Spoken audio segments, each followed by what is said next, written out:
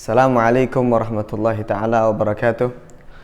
Pemirsa yang dirahmati dan dijaga oleh Allah subhanahu wa ta'ala, seringkali kita dengar di akhir-akhir zaman ini, di era global, para orang tua banyak yang mengadukan tentang problematika mereka terhadap anak-anak mereka.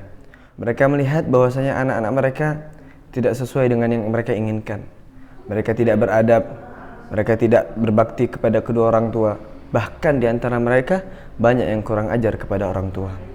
Maka Nabi SAW 1400 tahun yang lalu, beliau adalah orang yang Allah utus di muka bumi ini, tidak lain dan tidak bukan tujuannya untuk memberikan solusi dari segala problematika yang kita hadapi dalam kehidupan kita. Maka Rasul SAW telah bersabda di dalam hadisnya, qala Rasulullah sallallahu alaihi wasallam, "Allimu auladakum ala thalathi khisal. Hubbi nabiyyikum wa hubbi ali baiti nabiyyikum wa qiraatil Qur'an."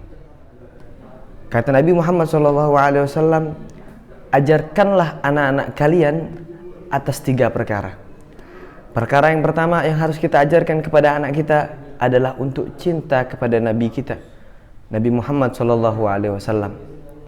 Maka untuk kita bisa sampai mencintai Nabi Muhammad SAW, hendaklah pertama kali kita harus mengenalkan kepada anak-anak kita siapa itu baginda Nabi Muhammad SAW.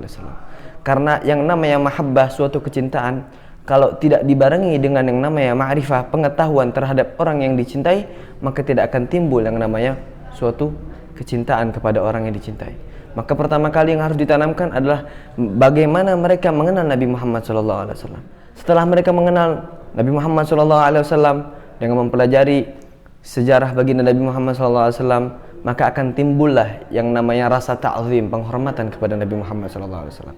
Kalau sudah ada rasa penghormatan, sebagaimana rasa penghormatan tersebut yang dirasakan oleh para sahabat, sehingga orang-orang kafir Quraisy mengatakan, "Ma ra'aitu ahadan yuhibbu ahadan kata'zimi ashabi Muhammadin Muhammad."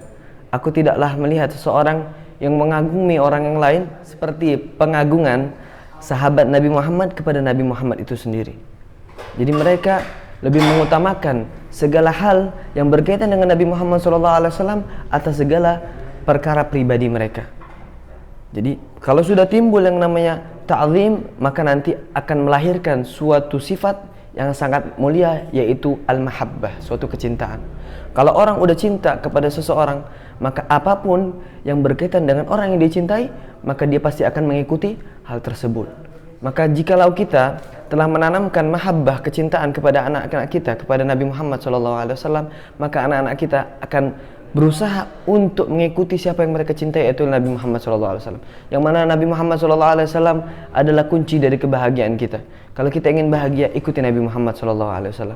Kalau kita ingin sukses dunia dan akhirat, dicintai oleh Allah, dicintai oleh makhluknya Allah semuanya, maka hendaknya kita mencintai dan mengikuti jejak Nabi Muhammad SAW dengan mempelajari ilmunya Nabi Muhammad SAW.